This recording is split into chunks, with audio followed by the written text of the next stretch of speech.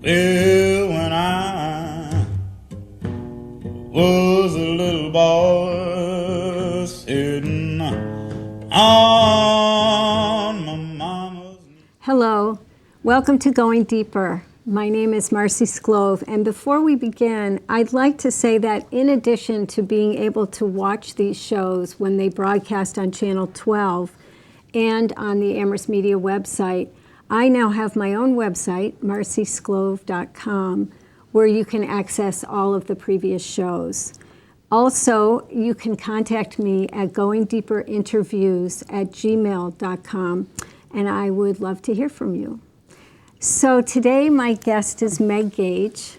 Meg is a classic example of why many Amherst residents come to live here. Her family moved to Amherst in 1954. Meg was 8 years old, and they came really because of the quality of the schools and for the opportunity for Meg's father to create a medical practice here. So we will be speaking about Meg's long-term experience of Amherst, how it's changed and grown over time, and currently as a charter commissioner and a town meeting member, Meg has offered a lot of her time and energy towards town affairs. So we'll be hearing about that as well. And all of that will be in part 2. Meg has also influenced the national stage through her work in the peace movement and in the field of philanthropy. She co-founded the Trap Rock Peace Center and created the Peace Development Fund and the Proteus Fund. Both are thriving nonprofits who work to create collaborations of grassroots activists and to fund those working on the ground in very serious, important issues all throughout the country. So that's a big Thank introduction. You, Marcie. Welcome. Thank you. Yeah. So I often start by asking about your early life, and I particularly am interested in what some of the factors, some of the things that happened to you or lessons that you learned as a child informed the work you did when you were a grown-up? Well, certainly the biggest factor, probably for many people, and certainly for me, was my family.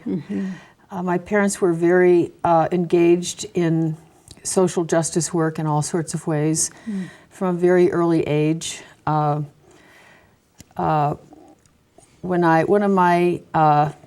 We moved to Amherst from rural western Appalachian, Pennsylvania, where my father went with my mother when I was 5 months old because they, I think it was HEW then, or what, the needed physicians there. Yeah. He had 20,000 patients, I think. Gosh. Did his house calls in a Jeep. He delivered babies, and sometimes the family was so poor, the father of the new baby would just go out and shoot a deer and bring it over completely intact. Wow. I have faint memories of my mother grinding up the venison in the garage and putting it in this huge freezer that we had. Yeah. And they were really important in the community there. I remember there were 3,000 black migrant workers who came through town every summer from Alabama, and they were scary. They were hard to understand. They were illiterate. One of the things my father did as chairman of the school committee back then was to enable those children to go to school, even though they weren't there for the whole year. Yeah. But we moved to Amherst, I understand, I was only 8, because it was so limited, and it was so conservative. And I think now about how the incredible contrast, sometimes I think it isn't in this country today so much between rich and poor as between rural and urban, or between black and white even. It was a very, very uninformed and ignorant community. My mother used to have opera night, and she would play records, and people would come and listen to the music, and she would explain. I mean, they had probably never heard of an opera. Yeah.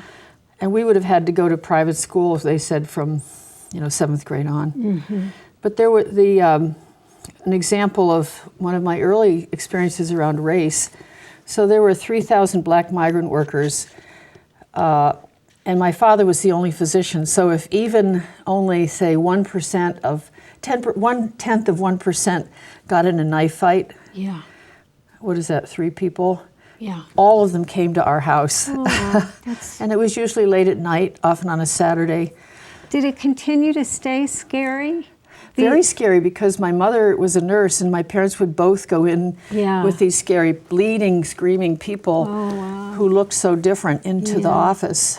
And they would be, I remember once a truck pulled up, it was summer, and they pulled this injured man's body off the back of the truck and put it on our lawn. And I still remember how red the blood in the green grass was very, gosh. but it was very, and my mother would call some neighbor to come and be with us, and she and my father would go in to the office, and it was scary. And so you started to, I guess they could see why, you know, people would make racist conclusions. Yeah, yeah. So we moved to Amherst, and my father and mother both were very engaged. My father was involved in, I remember once when I was about 12 or 13, walking, just coming into the living room, and it was suddenly, I just discovered it was full of all these people planning a demonstration at Amherst town meeting. And so I joined in. It was my first demonstration. How Francis old were Crowe you? was there, 12 or 13. Wow. So Amherst was proposing investing in fallout shelters. I mean, we Okay. had the duck and cover and Yeah. all that. And this was a protest against that you can't make it okay to have a nuclear war. Yeah. And then we were yeah. with picket signs, and but Oh, you know, my own gosh. father was there, so it was Sure. cool. Yeah. And Francis was there. That's when I met Francis. That's and Tom amazing. Crowe. And Tom Yeah. was a physician with my father. They were friends. Oh, okay. And your father, as a medical doctor here in Amherst, what were some of the roles that he played in terms of race issues and different things that he did with the university? And Right. Well, he was very involved in starting a commission to examine housing violations. Another time I came downstairs on Sunday morning, and he said, "Come with me to a meeting," and it was a meeting up in the office above what was Bowles Shoes, which is now kind of Amherst Books. Okay. Uh-huh. And there were a whole bunch of people, black and white, black people I'd never seen, talking about housing discrimination and what they were going to do about it. Wow. And my father at the university, went to the university to direct the health services. He hired a number of African-American physicians, and he would go with them to get their hair cut, to make sure they could see the houses that were for sale. Yeah. Yeah. And my mother was one of the founders of Round the World Women. It was called Round the World Wives then, because it was mostly Sure. wives. Yeah. But we lived on North Pleasant Street, where you wouldn't think of a family living now, where Hair by Harlow is. Yeah. And That's actually, the amazing. Hair by Harlow part of that building was our yard. Oh, wow. So my bedroom doesn't have a window. But there were 2 women, wives of graduate students, who committed suicide about 3 weeks apart from each other. And they lived near each other. These were international students? They were foreign students, graduate students' wives. Right, right. And people who knew these graduate students didn't even know they'd brought wives with them. Wow. These They were women so didn't speak English, isolated. they didn't know each other, they didn't have any friends, and it was January, and it was just totally, and one committed suicide, and maybe the other read about it, the other did 3 weeks later. And they lived on Fearing and Lincoln, I think, short distance from our Sure. home. So my mother and a friend of hers created this organization for international women. That's so great. It was just in my family a lot of activism, Yeah. and we had one of those households where some families, I think, if there's tension or conflict or somebody comes and there's an issue, it sort of buzzes around, don't mention this. Right. Whatever you do, don't bring that up. In my family, it was the opposite. Be sure to ask about this, because it'll be, Yeah, they yeah. don't agree. I love that. And so we had, heated Yeah, sure. discussions about all sorts of things, medical things, everything. I remember once my father was describing the layers of the brain or something, and he was using his baked potato, and we had somebody over for dinner, and they just got kind of green and couldn't eat anymore. We were all eating our baked potatoes, watching him do this. Oh, that's so funny. Wow. But, it was that kind of a... Yeah. So I think there's no doubt how I you became an activist. Yeah. There's a lot to cover. Or whatever it is I became. Yeah. There's a lot to cover in terms of the different places that you lived and living abroad and all the work that you did prior to Trap Rock days. But I want to kind of move forward, fast forward, to when you stopped doing peace movement work, and what was the bridge that then got you into the philanthropy world? Well, the peace work that I did at the Trap Rock Peace Center was very much around the nuclear arms race. Yeah. And what we then called the nuclear moratorium. And I was working on passing with others, Randy Keeler and Francis and Pauline Bassett and others, this ballot initiative in the 4 western congressional districts, state congressional districts in Massachusetts in 1980. And I became aware of how little funding there was available for that work, that all the funding for disarmament work, which was what the frame we used then, went to think tanks, universities. And so most people who cared about the arms race or foreign policy and didn't have a national platform, they had no way to engage in it. And it was almost a weird thing to say you were concerned about the arms race because it was so big and nobody else was in your community was concerned about it. And so we saw the ballot initiative as something that people could work on, and it was amazing. We won overwhelmingly in all 4 districts, and even towns that voted for, that was Reagan won that year, they voted for the moratorium overwhelmingly. Wow. And in the course of that, I met a couple of, particularly one wealthy individual, and realized that a different kind of philanthropy could be set up that would fund community-based work. Yeah. And so one thing led to the other, to the other, to the other, and I was teaching at Amherst High School, and I took a leave, and to creating a fund, a public foundation like a community foundation or United Way. Yeah. Different politics, but the same idea. Sure. Where donors contribute to a pool of money that then goes out to community groups and state groups all around the country. So what you have to develop then is expertise in doing that, because what's in it for the donor is they don't know how to do that. They can't find the group in Illinois or the group in New Mexico or the group in the South. And we developed very targeted strategies for getting the money out, so that it wasn't just good people doing good things here and there, but we targeted one time, I think it was in the 86 election cycle, 24 congressional districts where the representative was voting very badly from the point of view of weapons and warfare and foreign policy, but had a constituency that didn't explain it. In other words, they were voting worse than they needed to get reelected. Oh, I see. So their voting record, they were voting this way just because everybody did, not because they actually cared. Yeah. Or, I mean, they cared perhaps, but they weren't, there was a chance to pressure them the other way. Yeah, yeah. And then connecting that to groups on the ground so that we could identify these congressional districts, but if there was nobody to fund there, nobody doing it, then, so that narrows it down even further. So just that level of research was way more than most foundations or individual donors could do. Wow. And we would bring them together to meet people from those districts. And one that was particularly powerful was this group in Kannapolis in the western part of North Carolina with big textile mills out there. Yeah. And poor people workers losing their jobs to jobs going to Central America. Okay. And they did this amazing thing where they would have 2 towels and they would hold it up and say, this is a towel we made here in Kannapolis and this is one that was made wherever. And those workers were it wasn't anti those workers, but they were taken advantage of. They only got paid this much. This is how much it cost to make this one, and this they sold for the same amount, have price tags on them. And they would go in to the congressman's visiting hours and give this little spiel and say, why are you supporting a foreign policy that affects our relationship in Latin America, what you should be doing is protecting our jobs from these people. And the United States is, they had a really easy to understand but fairly sophisticated analysis, and his voting record in a couple of years went from 5% to 90% on the Council for Livable World's rating. Yeah.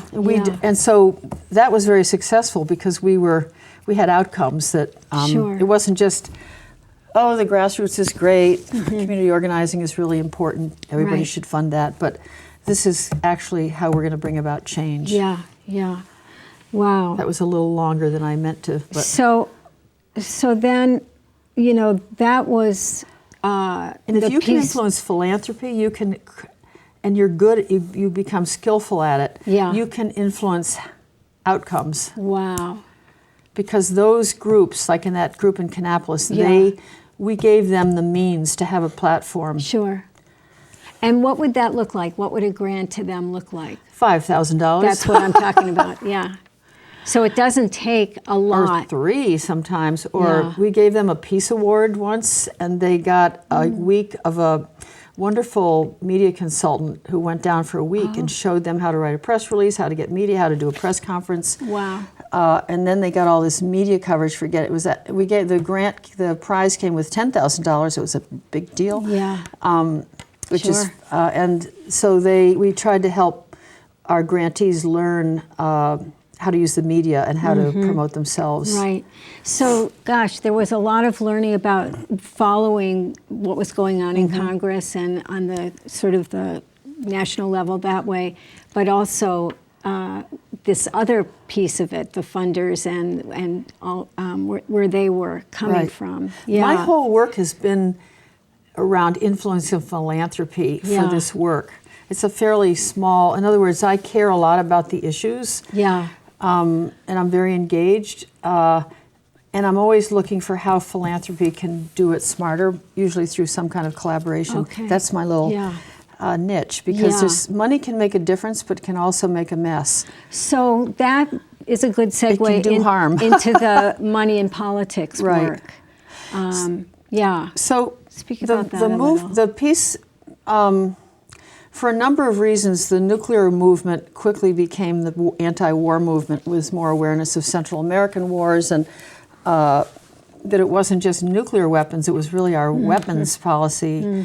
And then that brings up the issue, raises issues of justice and why we're having these wars, why we're engaged in these wars around the world and these small countries around resource. Particularly after the Cold War ended and the wars kept going, it was just an increasing awareness of justice and awareness of race and people of color. And the peace movement became diffuse. And that's another whole story. We probably don't have time, but it's quite an interesting thing that happened. The other thing that happened for me and a number of people, like Randy Keeler, who was very much involved in the peace work as well, was seeing how we were thwarted over and over by the political process and how the democracy didn't work. And particularly the role of big money on weapons, the development of weapon systems, and how money was spent in ways that really are unpopular in this country. So even when something's very unpopular, it was still going on and on because of this sort of undercover big money issue. Sure. And it's partly campaign contributions, but it's a whole lot of other things, the revolving door, the role of lobbyists and so on. So I became much more, over a period of time, it wasn't just like that, interested in democracy work. And I saw that there are all sorts of things that we're not succeeding at because of this same issue. Pretty much anything that has a budget impact, issues related to low income, education, environment, healthcare, they're all undermined by this corrupt money system.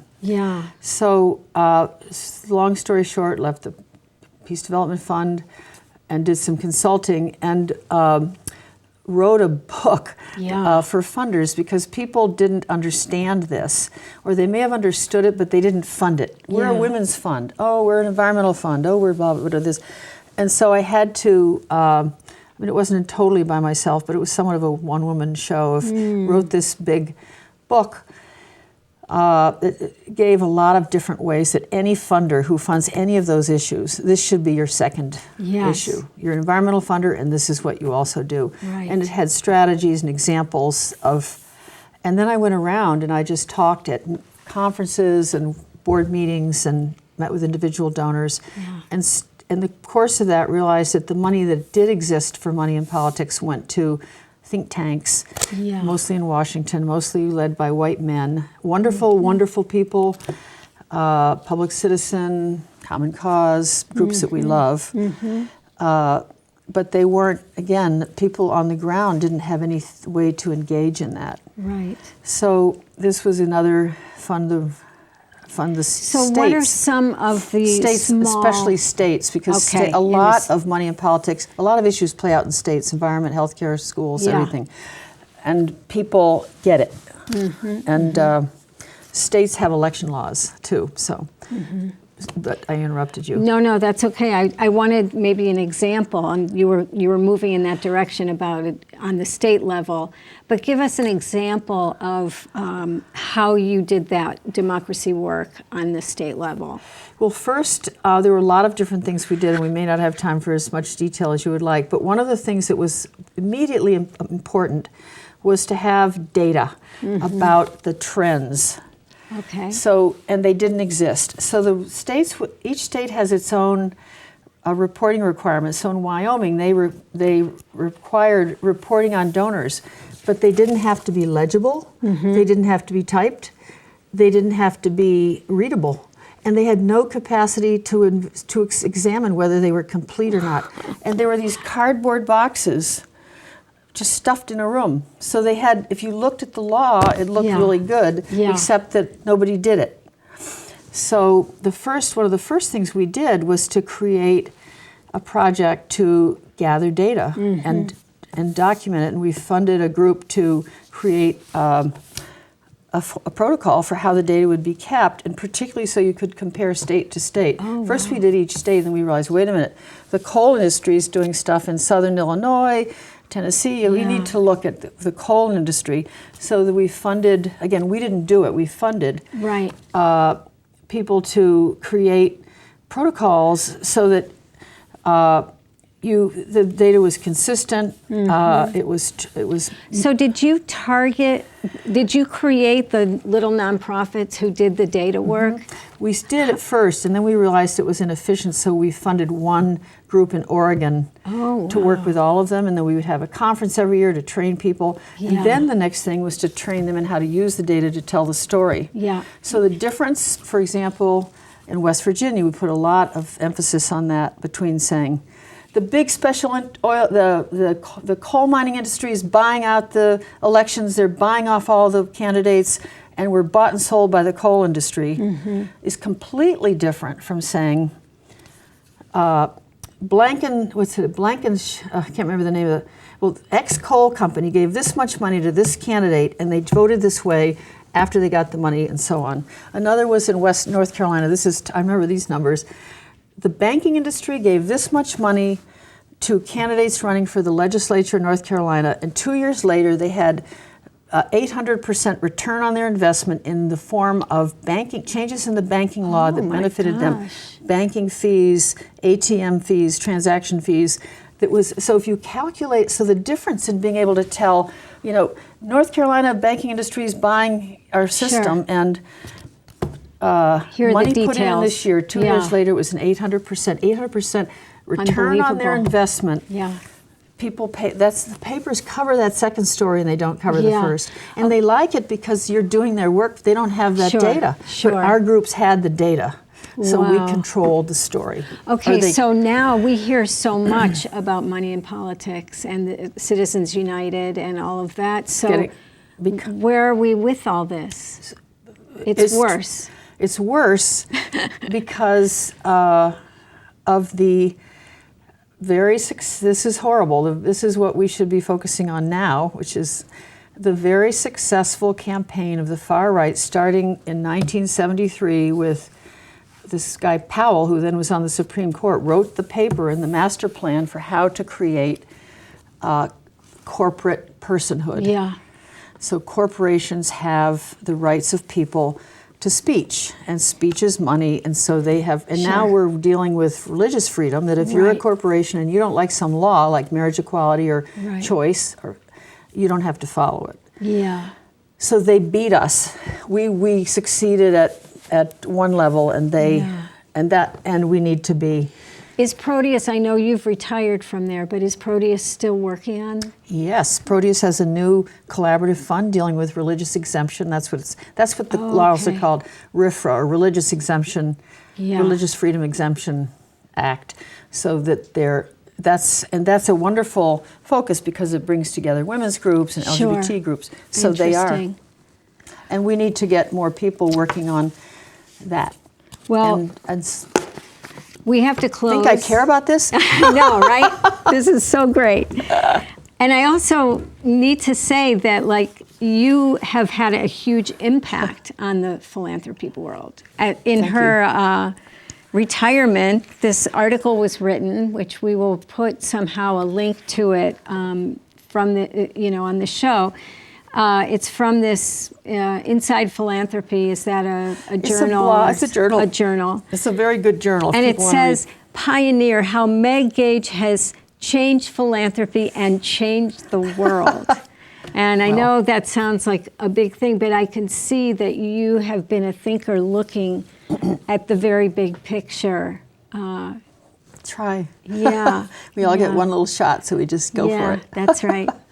Thank you, Marcie. Thank you so much. We will continue this in part 2.